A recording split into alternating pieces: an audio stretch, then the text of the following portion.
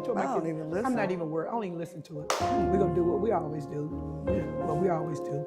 Dig in and make work, make something out of nothing, like we always do. All right. So good morning, good afternoon, good evening, wherever you're viewing from. I'm Laura Thompson with TAAN TV, the African American Network, where we have a local feel with a global reach, and you're tuned into it's Women's History Month. And so we're here with Judge Huff, Judge Yolanda Huff, and she is the judge. She presides over the county court number 12, and she's a phenomenal woman. She's got a great story, even from before she became judge. And so thank you for allowing us to come in and hang out with you for a little bit, Judge Huff. Oh, God, thank you. Thank you for having me today.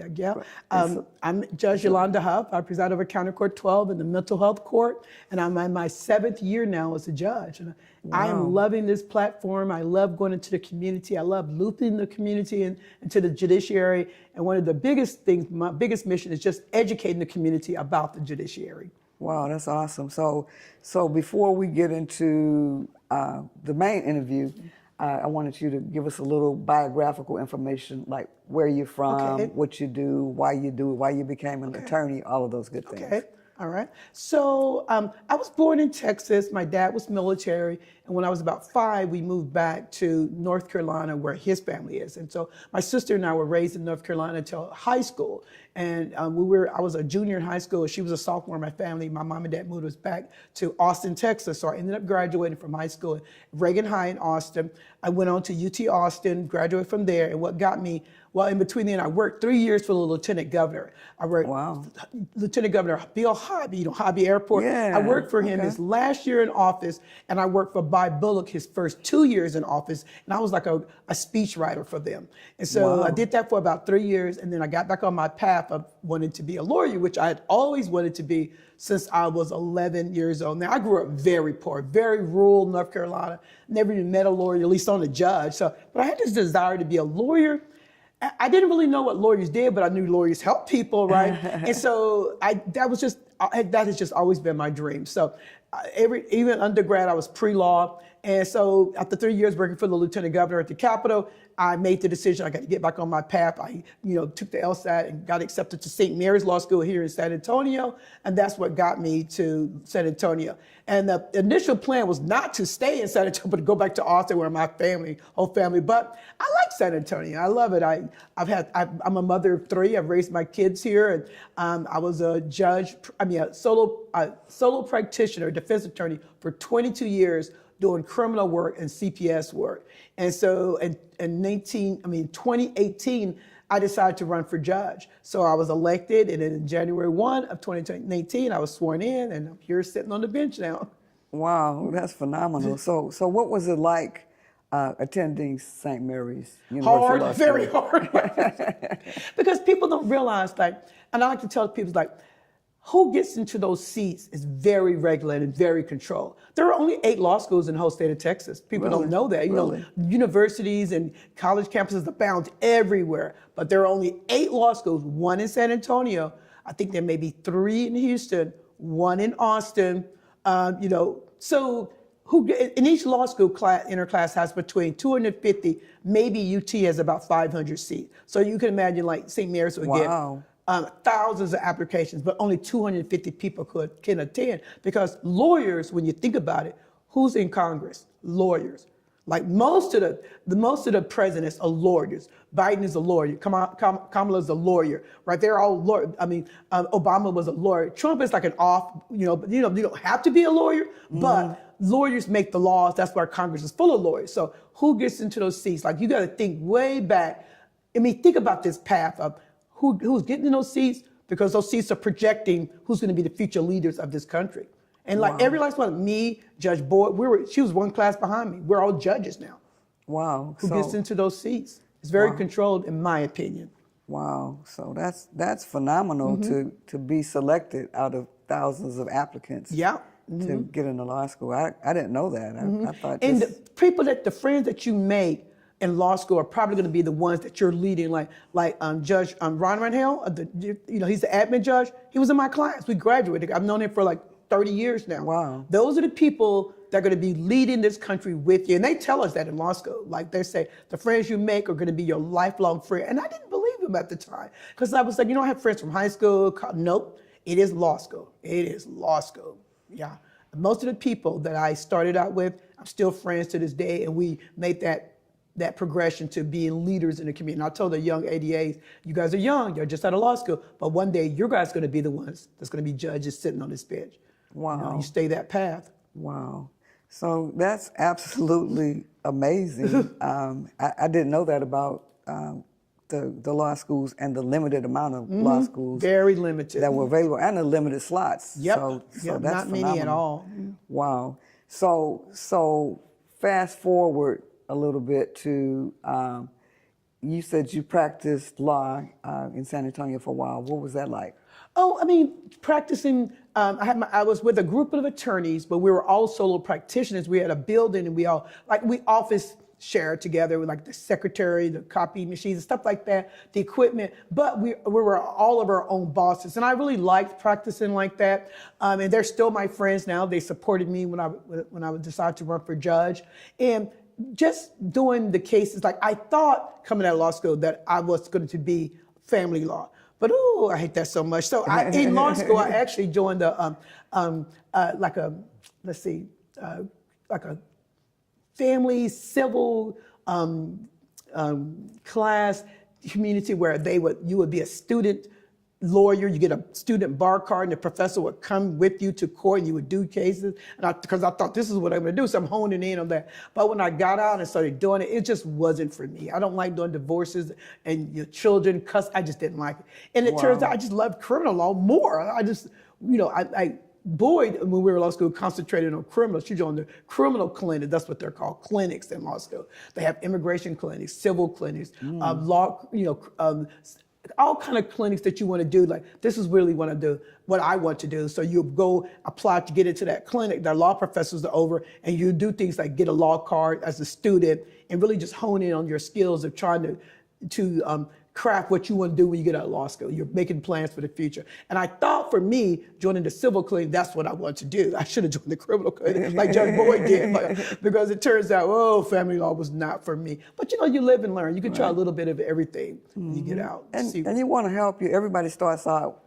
just wanting to help. Yep. And when you get into certain situations, you're like, okay, I it didn't wasn't what like I thought. that. It wasn't what I thought. And I never ever thought about doing CPS cases, but it turned out to be something. Like when I became a lawyer, I represented many children, and I really represented my children. I would go visit them. I don't care if they were in Houston and they placed them in Austin. I would take that trip up to visit them on their birthdays, give them gifts. And I mean, I really, really took care of the children. I represented them in a real way, and they knew me, right? And so when I would go see them, I guess it would be such a rarity that defense attorneys would come to see their children that they represented at these like placement centers.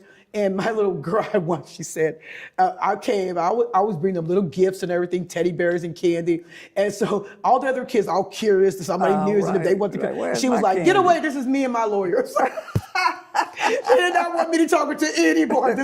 I was just there for her. Please, kids, get away, my lawyer. And it was just so hard to say goodbye to those kids, but I had to tell each one of them that I couldn't be their lawyer anymore because I was going to be judge now. And then one little girl said to me, she wasn't little, she was like a teenager. She's like, okay, that's great. So I'll see you in January. Like, no, I just told you that I couldn't be your lawyer. And that little girl that I would visit, she told the staff at the placement she's at, she says, my lawyer hasn't come to see me. She would always come see me. Could you call her? So she had these people calling the court to say where I was. And I'm like, I told her that they should have known that I'm a judge now, right? But she was so concerned. Like, she wanted me to still be her lawyer. And why I had not come to see her, because I would do that. And that's, of all the things I had to say goodbye to, and I became a judge, was saying goodbye to the children was the hardest. And because I really enjoyed that. I really enjoyed representing children. Wow, but you got to love her and respect her determination, though. Yeah, you sure do. Getting the folks that called the court to see where I was, right? That is a too little girl, funny. she's no more than 9 or 10, like,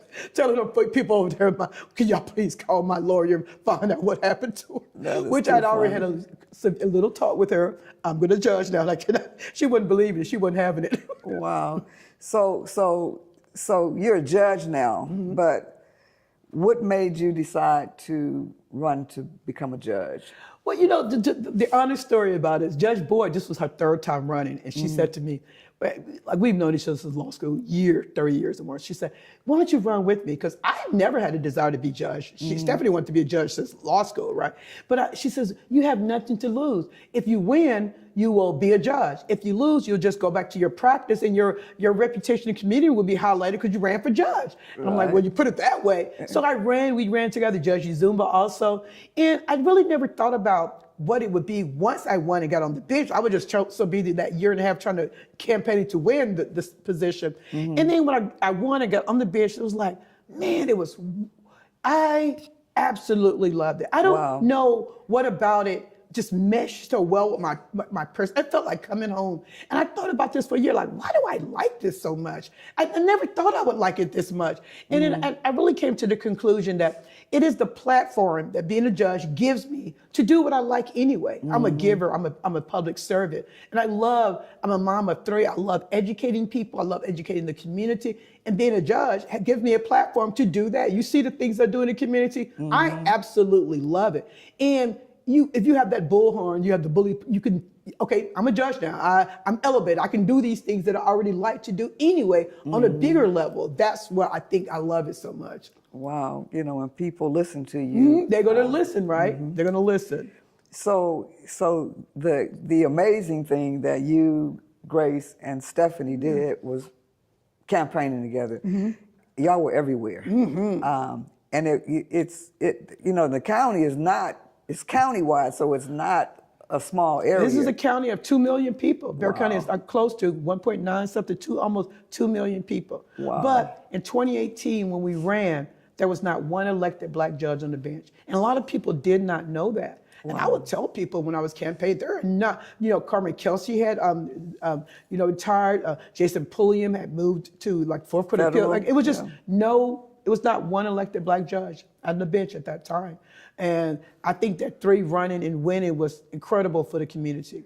It changed a lot of things. It really did. You know, y'all changed the game in terms of campaigning too. I was like, okay, there they are again. They're everywhere. You had to be, you got to be in the community because to me, the community wants to know and see what we're doing. Why would you vote for me? What am I doing for the community? Like, okay, you won, you got my vote. And I feel so strongly that I'm at so many churches asking people to vote for me, all over, you know, organizations. And then when they want me to come back out and speak to them, I'm so there. I am there. You will continually see me in the community. I'm not going to go, oh, I got my vote. I'm done with the community. No, I'm going to keep being in the community. And it's not a hardship to me. I love presenting. I love going into the community. If anyone asks me, and if that day is not already taken, I'm going to say yes every time. Wow, and she always has a bag of candy. Yeah, I sure do. You meet me on Juneteenth, Pride Parade, anywhere, I'm having a big bag of candy, handing it out to everyone. Even kids that come to the courtroom, like I have a bag of candy in the bag. When I marry people, I give them a bottle of champagne. Like I'm doing for the community. I love giving gifts because giving gifts makes people happy. Like I think we just have so much unpleasantness in the world that just giving people a bag of candy that makes people happy to me is like such a good thing. It makes me feel good. It's a win-win. They feel good and I feel good. Wow. So they probably said she's the nicest judge. She sentences us in a nice way. Now they're gonna tell y'all Judge Huff is firm because I am firm. I'm like y'all. I'm telling y'all can't get anywhere with me. I'm a mother of 3. You ain't getting over nothing. I got a house full of 20-something-year-olds. Y'all ain't getting nothing over on me. Like, no, I am firm but loving because you need that. Like you can't let them get away with things because they're not gonna respect you. Like you're not gonna do what you say. Like if I say you're gonna do this and then you don't do it. And then I don't do anything about it, but they're going to do it again, right? Because what you allow will continue. I am so, like, if you ever come and shadow one of my mental health court dockets and see what I'm doing with the participants, which I invite everyone to do. Because again, this is courts and courts are open to the community. You guys are the taxpayers. You're absolutely welcome and have the authority to come to court and see the proceedings. I tell people don't realize they have that right. In fact, if any judge says that you can't come into a courtroom, that judge is in the wrong. Because there's a law, courts have to be open to the public. Absolutely. Wow. So the other thing that you preside over the mental health court. So is that separate?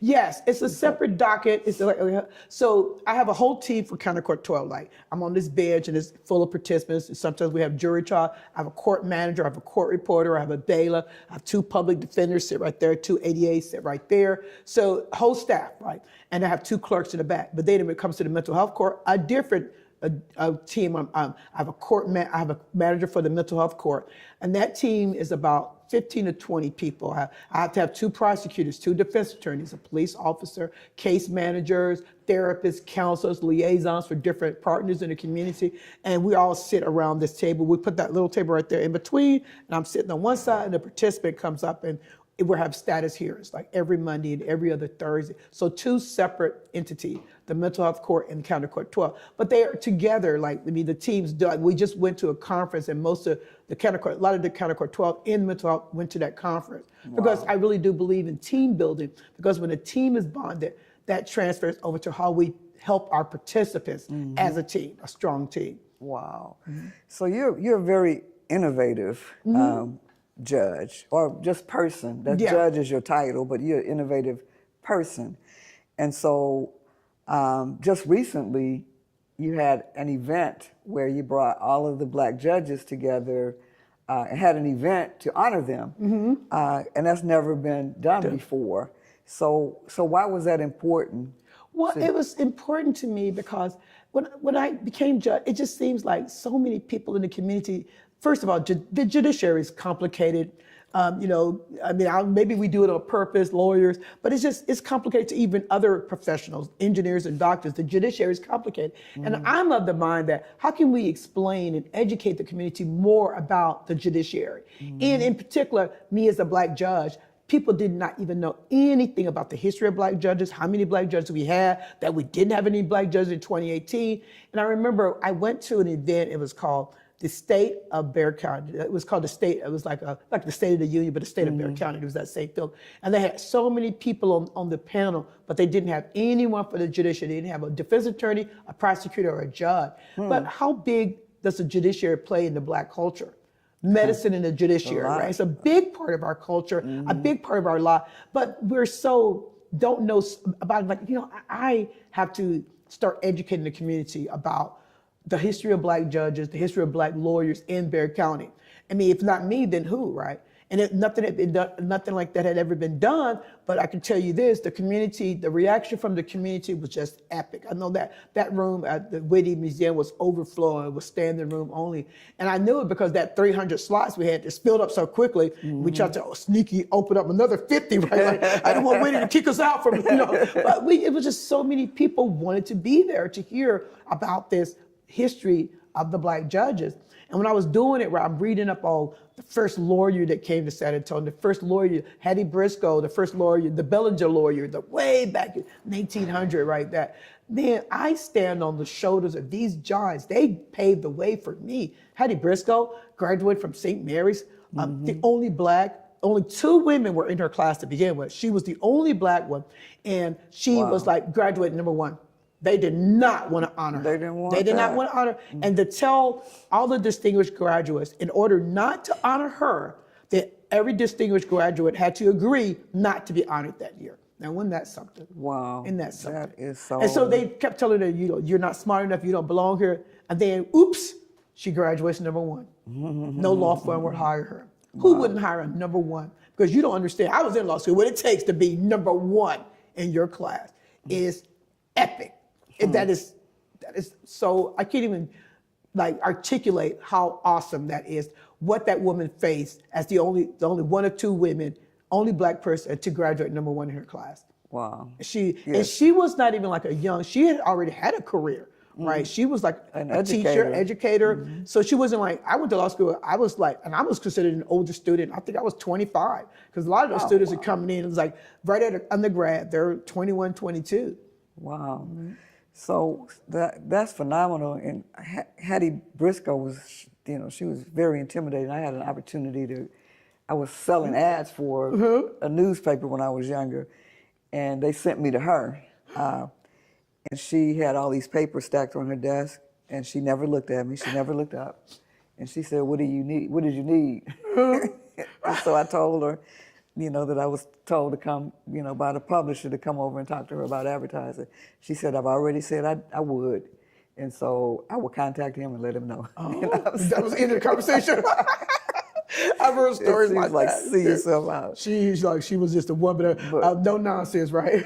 But I was by her bedside, you know, a couple of days before she died too. Really? And she had these Butterfingers that her grandson didn't want her to eat. So he put them in the drawer and he said, I have to leave, but if she asks for them, don't give them to her. And so he left out and she said, give me those Butterfingers. So when he walked back in the room, she stuffed all these little bites, Butterfinger bites in her mouth. And when when he walked back in, her jars were just full. Full of Butterfingers. And she acted like she was asleep. I said, she died something else. But let her have those Butterfingers. Right. Let her right. have, like, let her and have those the Butterfingers. nurses, the aides said, let her have them. Yeah. Let her have them. But she died a couple of days after that. Really? And she was like 87? How old was she? She was in her 80s. Yeah. I'm not exactly sure, but she was phenomenal. You know, she went through a lot. She went through a lot. She went to a lot so that I could be here. I mean, I thank her. And that was the purpose of having that event, to tell the community about the 30 judges, how we now are, the judges that are on the bench, the Black judges, those paved the way for us. And we must never forget history of what those went through, giving them the credit, what she went through, what all the others went through, to that, so that I could be here today, standing on the shoulders of giants. Wow. I'll never forget that. And it was just something I really wanted to do. I wanted to honor them. And I still have Hattie Briscoe's plaque, because I was looking for a next of kin. If you know that any of her kin that's still in the city, they would love to have that plaque. There are 2 plaques. There are 2 individuals that I could not reach. So of the 30 judges, 22 were still alive, 8 had passed away. So I was trying to reach every next of kin of a judge that had passed away. And in that audience that day, there were 2 widows. They were both in their 90s. One actually walked the stage, and another one sent her son. And of the 2, I think it was Benjamin Samples was there, and Clarence McGowan. And Clarence McGowan and Clarence Williams, both of them had widows there. And Benjamin Samples sent, like, a family friend got his. So I was trying to get the family, like, I know, because they told me, I was so happy that I was able to do this while both of those widows were alive. Like, your husband did something great. Now here's a plaque for him, for the community to honor him. And I talked to both of them, and they were both so honored. Like, they both said, I'm going to be there, and they were both there. Wow. Because Clarence McGowan is the first ever elected judge in Bexar County. He got elected to Precinct 4. And that was in 1874. And his wife, his widow, is still alive. Yep. I had an opportunity to interview him twice. Really? Yeah, we were limited in the interviews to a certain amount of time. And he said, I just have one more thing to say. And he talked, we just let him talk after that. But his story is just like awesome phenomenal. Too. These phenomenal. people, he worked with Hattie Briscoe. Yeah, they sure at did. Wheatley High School. He said, so before I became a judge, and Cornelius Cox, he was one of the judges that was honored, but he was a defense attorney. They wanted to, the San Antonio Black lawyers wanted to honor Hattie Briscoe. Like, she was already, like, you know, probably in her late 70s, early 80s. And they took her to lunch and had like an honor for her, appreciation luncheon for her. And he said that she said, please guys, don't forget Clarence McGowan. Please honor him also. Don't forget about him. And so right before he passed away in trying to get the years right, 2017, the San Antonio Black Lawyers at our gala, our annual scholarship gala, we wanted to name a scholarship in his honor, in an award. We call it the Clarence McGowan, like not a lawyer, it's like a community award. We award someone in the community that's not, because he did so much in the community before he became a lawyer. And so we said Cornelius to talk to him, because he was so loud, to tell him that we're going to give this honor to him. We're going to name this award it's the highest award we can give. And he was like, oh, why would you guys want to do that? And we were like, you know, being all modest. Right. And then Cornelius said, like, that's what Hattie Briscoe had wanted us to do before she passed, give some honor to him. And we were able to fulfill that, and that he knew about the award, because like about 2 months later, he passed away. Wow. And his daughter came to receive the honor. That honor has been had. And she was there at the event, the Judicial Black Meeting and Greet. She was there to receive her dad's award. Wow. Yeah. So that's phenomenal. So you've been doing this for like 7 years, and you've done and you know, nothing against any other judges or anything, but you've done some groundbreaking things since you've been in this position. And, you know, to speak up and be able to navigate and funnel through, you know, so much red tape to get things done, you know, that's amazing. And you're a history maker. You know, some of the things I would tell people, like, so you remember I said I was a defense attorney for 22 years, right? I never knew that we had an eminent domain committee. I'm like, what is an eminent domain committee? Put me on that committee. I know, right? And so I was like, the judge that's over it came to me and said, you know, I really want to diversify this committee. Could you give me some names in the community? And so I started throwing out names to her, like, you know, it was Keith Toney, John Owens. It was some other ones. I tried to reach the pastor at, what is the pastor of the church out there in Windcrest, the Glass? What is the pastor of that church? It was Terrence Hayes at the time? No, not that Windcrest. You know, the big church that's in Windcrest. Oh, Copeland's. Copeland, yeah. Yes, Pastor Copeland. I tried to reach her and another pastor. I could never get in contact with them, but I was just trying to like give these names for that. She wanted to diversify it, like Hispanics, Blacks. And I mean, it's like, how could me be in the judiciary and never hear of this? And I was asking all of them, have you ever heard, because Keith Toney was as a counselor, a District 2 councilman. John Owens has been so involved in the Democrat Party, a precinct chair. He said, never heard of this, eminent domain. Because what an eminent domain committee is that when the government is trying to take control of your land, they want to give you, they're taking eminent domain over your land. And they're offering you a certain amount of money. You're saying, no, that's not enough. Well, you have the right to petition before this committee to say that is not, it's a committee of 3 people. And they get paid. They get like $250 an hour. And they meet like quarterly or whatever. And they're considered, because Keith Toney told me this, like, we're considered commissioned. We get a badge and everything. I'm like, what? He said, yeah. And because I just appointed him and he got it and John Owens got it, right? And however the selection is made, but I just submitted names that I thought, because all it needs to be is you have to own land, live in Bexar County and be a property owner in Bexar County, and then you qualify to be considered for this committee. But the fact that I never heard of this eminent domain committee, and I think that's because that's a big one. We have it was no representation of Black judges on the bench.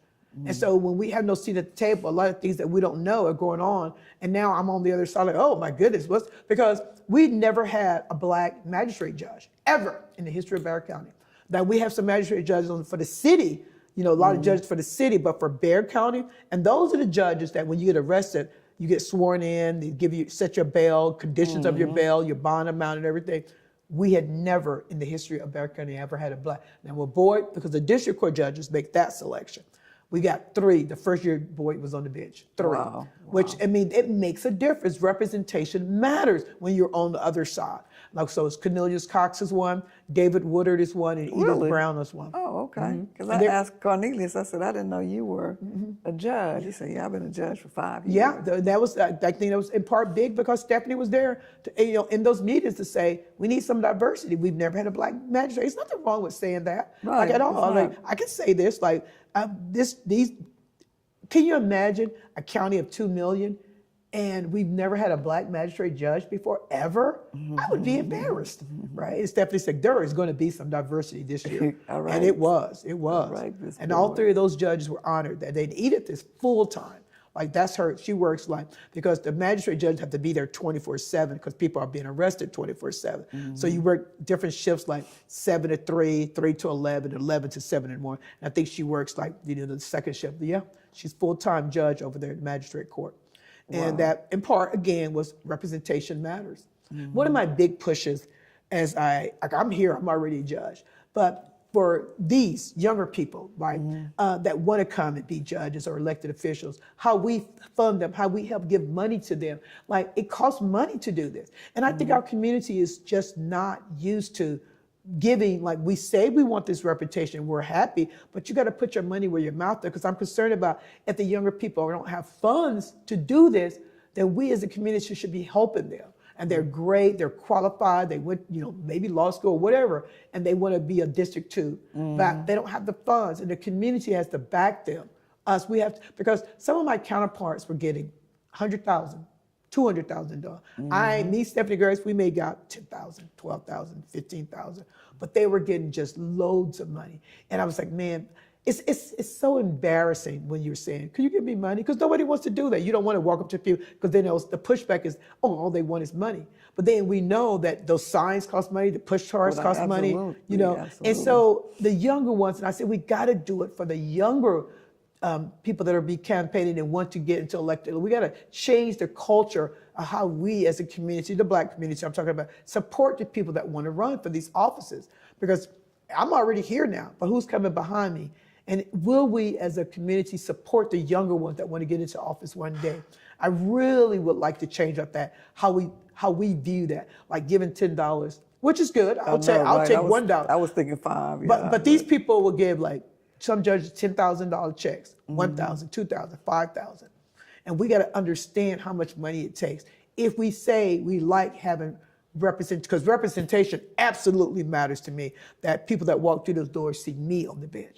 And I don't think that they're necessarily say, "Oh, she's going to be better for me," but it's a shared experience. Right. I have young Black children. I have young Black sons. I can understand they're not criminals. They made a mistake. They're in trouble. That doesn't define them as a person, how others would think, right? That's not how I see them. So, wow, this has been great conversation. We've learned so much. You know, I've watched you in the community, and I continue to watch you. You've been one of the most innovative judges, you know, that I've ever met. And most of the judges that were there at the meet and greet at the Whitty, I knew them from back in the day. And you've really stepped out and gone above and beyond, you know, the call of duty to ensure that you connect with the community and that you serve with integrity. Yeah, public. So, I'm a public servant, and I just truly believe in transparency. And I'm always inviting people to come see what I do. Come see what the judges do. Educate yourself so that if one of your loved ones gets in trouble and they land in the judge's court, you'll know how that judge is, what that judge is going to, because then people are interested. Then they want to know, oh my God, what will that judge do? Well, I know, right? Yeah, should have been educating yourself. Y'all voted for him. Y'all put them on the bench, right? Right. Yeah. Wow. So it's phenomenal. You're doing an amazing job. You're a great public servant. Thank you. I appreciate all that you do. And happy Women's History Month. Yes, that's right. Love it, right? And I got I've been invited to a lot of things that's for Women's History Month, and I am there for it, man. Right. So you have been tuned into TAAN TV, the African American Network, where we have a local feel with a global reach, and we've been here with the phenomenal Judge Yolanda Huff. And thank you so much for your time. But thank you for having me. I really appreciate it.